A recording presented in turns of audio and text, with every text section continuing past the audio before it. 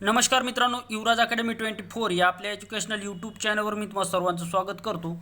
तर पहा, आजच्या व्हिडिओमध्ये आपण काही गणितचे अतिशय महत्त्वाचे प्रश्न या ठिकाणी आपण घेतलेले आहेत। याच्या अगोदरचे 5-7 पासून समोरचे प्रश्न आपण पाहणार आहोत। याच्या अगोदरचे 6 प्रश्न आपण मागच्या व्हिडिओमध्ये घेतलेले आहेत। तर तो जर व्हिडिओ तुम्ही पाहिला नसेल तर त्याची लिंक मी या व्हिडिओच्या डिस्क्रिप्शन बॉक्समध्ये देत आहे। तो सुद्धा व्हिडिओ तुम्ही पाहून जा, नक्की तुम्हाला त्याचा फायदा होईल।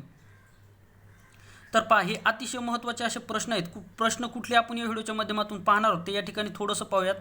तर पहा, 10 पैसे, 20 पैसे व 25 पैशाच्या समान नाणी घेतल्यावर 22 रुपयात प्रत्येक प्रकारची किती नाणी येतील, हा एक प्रश्न आहे। त्याच्यानंतर 1, 2, 3 अंक प्रत्येक संख्येत एकदाच वापरून जास्तीत जास्त किती संख्या तयार होतील, हा एक प्रश्न आहे।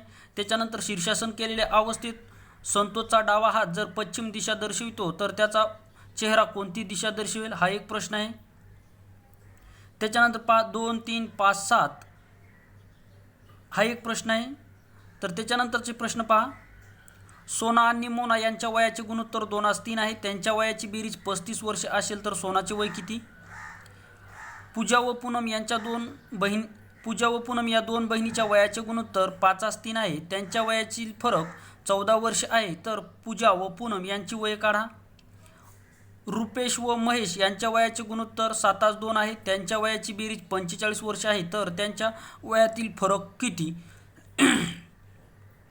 तर हे अतिशय महत्त्वाचे असे प्रश्न आपण या ठिकाणी पाहणार आहोत। 13 नंबरचा प्रश्न वरच्या गणितावर आधारित असल्यामुळे याचं उत्तर तुम्हाला कमेंट बॉक्समध्ये सांगायचं आहे। तर याचं उत्तर तुम्हाला कमेंट बॉक्समध्ये सांगायचं असल्याच्या कारणास्तव वरचे जे काही गणित आहे तुम्हाला काळजीपूर्वक आणि अतिशय व्यवस्थितरित्या पाहायचे आहेत। तर चला, वेळ न लावता व्हिडिओची सुरुवात करूया। तत्पूर्वी जर तुम्ही चॅनलवर नवीन असाल तर चॅनलला सबस्क्राईब करा, बाजूचं घंटीचं बेल आयकॉन त्याला सुद्धा प्रेस करा। तर पहा, आजचा आपला पहिला प्रश्न आहे, 10 पैसे, 20 पैसे, 25 पैसे यांचे समान नाणी घेतल्यावर 22 रुपयात प्रत्येक प्रकारची किती नाणी येतील, अशा स्वरूपाचा हा प्रश्न आहे। प्रत्येक परीक्षेला विचारला जाणारा प्रश्न आणि अतिशय महत्त्वाचा असा हा प्रश्न आहे। तर पहा, ज्यावेळेस अशा स्वरूपाचे प्रश्न येतात, पहा या ठिकाणी जर पाहिलं तर 22 रुपये हे रुपयामध्ये आहेत, बाकीचे मात्र पैशामध्ये आहेत। बाकीचे मध्ये काय, पैशामध्ये आहेत। तर या ठिकाणी तुम्हाला माहीत असलं पाहिजे, ज्यावेळेस अशा स्वरूपाचं गणित असतं त्यावेळेस हे जे काय रुपयाचं रूपांतर आपल्याला पैशात करता आलं पाहिजे। हे जे काय 22 रुपये आहेत याचं जे काय रूपांतर आता आपल्याला पैशात करायचं आहे। तर तुम्हाला माहीत असेल 1 रुपया म्हणजे 100 पैसे, 1 रुपया म्हणजे काय 100 पैसे, तर 22 रुपये म्हणजे 2200 पैसे। म्हणजे या ठिकाणी जर आपण पाहिलं तर 22ला जर 100 जर गुणलं तर ते काय येतं 2200, म्हणजे 22 रुपये म्हणजेच 2200 पैसे। आता झालं आपल्या या ठिकाणी पैशामध्ये रूपांतर। आता या ठिकाणी जर पाहिलं तर या पैशाची आपल्याला सर्वांची बेरीज करायची। 10 पैसे आणि 20 पैसे झाले 30 पैसे, 30 पैसे आणि 25 पैसे झाले 55 पैसे। म्हणजे पहा, वरती झालं आपलं 2200 पैसे, खाली झालं 55 पैसे। तर या ठिकाणी जर आपण पाहिलं तर आता तुमच्या लक्षात आलं असेल 22 आणि 55ला कोण्या संख्येने भाग जातो, तर तो जातो 11ने। म्हणजे 11 1 11, 11 2 22 आणि 11 5 55। म्हणजे वरती बसला 2चा भाग, खालती बसला 5चा भाग। म्हणजे वरती 2चा भाग बसला, याचा अर्थ हे 2 शून्य गेले 2 वर, म्हणजे झाले 200। आता या 200 जर आपण ह्या 200ला जर आपण 5 जर भागलं तर 5 1 5, 5 चौक 20, 5 चौक 20 म्हणजे 40 पैसे। म्हणजे ज्या ठिकाणी पहा, प्रत्येक प्रकारची समान नाणी जर घ्यायची असतील तर त्या ठिकाणी आपल्याला 40 नाणी घ्यावी लागतील। म्हणजे 10 रुपयाची 40 नाणी, 10 पैशाची 40 नाणी, 20 पैशाची 40 नाणी आणि 25 पैशाची 40 नाणी। जर अशा स्वरूपामध्ये या सर्वांची जर बेरीज केली तर ती येणार 2200। म्हणजेच याचं उत्तर असणार ऑप्शन क्रमांक 2 असणार या प्रश्नाचं उत्तर। हा प्रश्न आय होप तुम्हाला समजला असेल। अतिशय महत्त्वाचा प्रश्न होता। सर्व प्रश्न हे अतिशय महत्त्वाचे प्रश्न आहेत, त्यामुळे व्हिडिओ शेवटपर्यंत पाहायचा। आणि यावरच आधारित एक शेवटचा प्रश्न मी तुम्हाला विचारलेला आहे, त्याचं उत्तर तुम्हाला कमेंट बॉक्समध्ये मला सांगायचं आहे।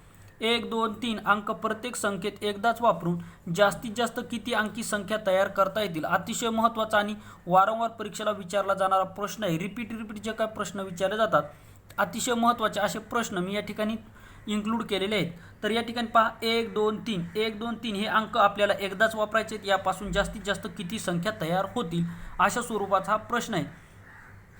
आता या ठिकाणी जर पाहिलं तर मित्रांनो, संख्या सुद्धा आपल्याला 3च दिलेल्या आहेत। म्हणजे 1 2 आणि 3 अशा स्वरूपाच्या 3 संख्या आहेत। म्हणून या ठिकाणी 3 संख्या असल्याच्या कारणास्तव लिहा 3, 3 गुणिला 2 गुणिला 1 अशा स्वरूपामध्ये जर केलं तर 3 2 6 आणि 6 1 6, म्हणजे एकूण 6 संख्या या ठिकाणी आपल्या बनणार आहेत। म्हणजे ऑप्शन क्रमांक 4 असणार या प्रश्नाचं उत्तर।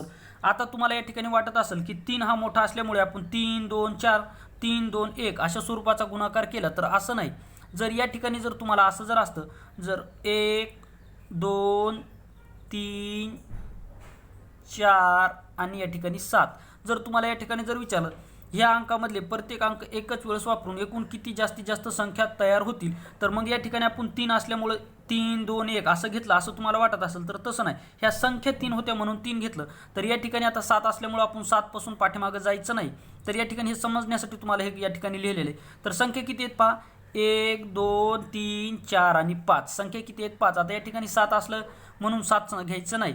तर या ठिकाणी संख्या किती आहेत 5. मग संख्या किती आहेत या ठिकाणी 5 म्हणजे 5 गुणिला 4 गुणिला 3 गुणिला 2 गुणिला 1 अशा स्वरूपामध्ये तुम्हाला याची मांडणी करून गणित सोडवायचं आहे. म्हणजे या ठिकाणी मी तुम्हाला समजून कशामुळे सांगितलं, कारण की पहा 1 2 3 शेवटचा अंक 3च आला म्हणजे तुम्हाला वाटेल की 3 2 अशा स्वरूप, म्हणजे जो काही शेवटचा अंक असेल तो त्याचे एक एक अंक पाठीमागे जाऊन त्याचा गुणाकार करायचा असं तुम्हाला वाटेल. त्या कारणास्तव मी तुम्हाला हा एक तुम्हाला उदाहरणाच्या स्वरूपामध्ये हे तुम्हाला सांगितलेलं आहे. म्हणजे पहा या ठिकाणी 1 2 3 4 आणि 7, तर हे अंक प्रत्येक एक वेळेस वापरून किती संख्या आहेत 5 आहेत म्हणून 5 गुणिला 4 गुणिला 3 गुणिला 2 गुणिला 1 अशा स्वरूपामध्ये तुम्हाला याचं उत्तर काढायचं आहे. म्हणजे याचं उत्तर असणार 6. आता पहा, शीर्षासन केलेल्या अवस्थेत संतोषचा डावा हात जर पश्चिम दिशा दर्शवितो तर त्याचा चेहरा कोणती दिशा दर्शवेल. अतिशय महत्त्वाचा प्रश्न, दिशावर आधारित प्रश्न परीक्षेला विचारले जातात.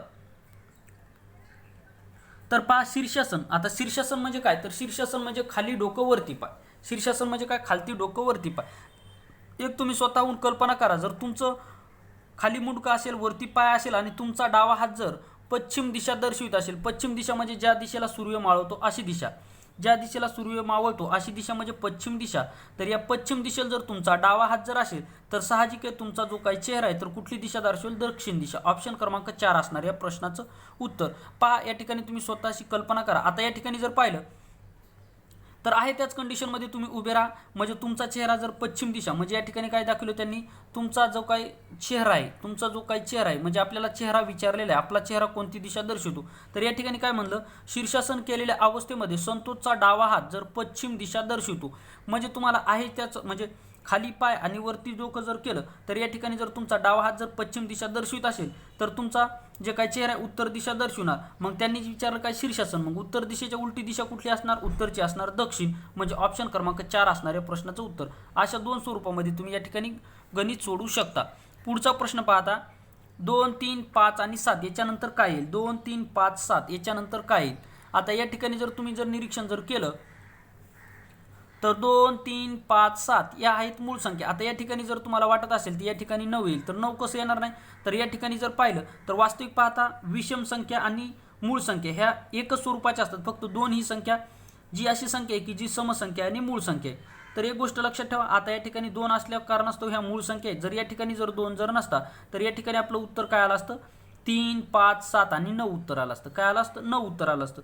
परंतु या ठिकाणी पहा त्यांनी दिलाय 2, म्हणजे 2 याचाच अर्थ ही मूळ संख्या आहे. 2 ही मूळ संख्या आहे म्हणजे या ठिकाणी मूळ संख्येची मालिका आहे. म्हणजे 2च्या नंतरची मूळ संख्या 3, 3च्या नंतरची 5, 5च्या नंतरची 7 आणि 7च्या नंतरची 11, 7च्या नंतरची 11 ही मूळ संख्या आहे. आता मूळ संख्या म्हणजे काय, ज्या संख्येला फक्त त्याच संख्येने भाग जातो त्या संख्येला मूळ संख्या असे म्हणतात. तर एकूण पहा 100 1 पासून 100 पर्यंत एकूण 25 मूळ संख्येत हा प्रश्न विचारला जातो. प्रश्न विचारला जाईल की 1 ते 100 पर्यंत एकूण मूळ संख्या किती, तर 1 ते 100 पर्यंत एकूण मूळ संख्या आहेत 25, एकूण मूळ संख्या आहेत 25 आणि त्याची जर बेरीज विचारली, कधी कधी प्रश्न विचारला जातो तर 1 ते 100 पर्यंत जेवढ्या काय मूळ संख्या आहेत त्याची बेरीज किती, तर त्याची बेरीज 1060, 1060 म्हणजे 1060 असं तुम्हाला लक्षात ठेवायचं आहे. हे प्रश्न विचारले आहेत म्हणून तुम्हाला या ठिकाणी मी सांगितलेले आहेत. तर पहा आता पुढचे गणित पाहूयात, याचं उत्तर असणार 11. तर आता पुढचे पाहूयात. आता पहा सोना मोना यांच्या वयाचे गुणोत्तर. आता सोना मोना नावाच्या 2 मुली आहेत, यांच्या वयाचे गुणोत्तर पहा 2:3 आहे. त्यांच्या वयाची बेरीज 35 वर्षे आहे. तर सोनाचे वय किती. आता या ठिकाणी जर पाहिलं तर पहा सोना आणि मोना या 2 मुलीचे वयाचे गुणोत्तर किती आहे, 2:3 आहे. त्यांच्या वयाची बेरीज हा महत्त्वाचा शब्द आहे, त्यांच्या वयाची बेरीज आहे 35 वर्षे.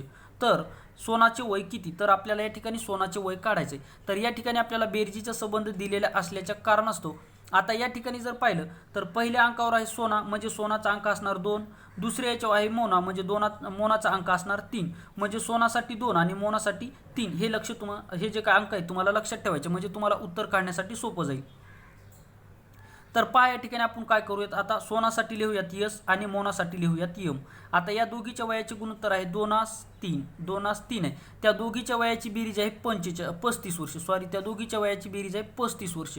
मग काय करायचं आपल्याला, 3 आणि 5 या दोघांची जर बेरीज केली तर किती येते, 3 आणि 2ची जर बेरीज केली तर येते 5. म्हणजे 35/5 जर केलं तर काय येतात, 7×5 = 35 म्हणजे आलं 7. आता आपल्याला विचारलं काय सोनाचं वय, तर मग सोनाचा अंक किती आहे 2, म्हणजे 7 × 2 जर केला तर येते 14. म्हणजे ऑप्शन क्रमांक 1 असणार या प्रश्नाचं उत्तर. परत एकदा पहा, सरळ सरळ काय करायचं, या दोघीच्या वयाची बेरीज आहे 35, म्हणजे 35ला या दोघांची बेरीज करायची. या दोघांची बेरीज येणार 5, म्हणजे 35ला जर आपण 5 भागलं तर 5×7 = 35 आलं 7. मग 7 आल्याच्या नंतर आपल्याला विचारलं कोणाचं वय, सोनाचं वय विचारलं, म्हणजे 7 × 2 जर केला तर येते 14.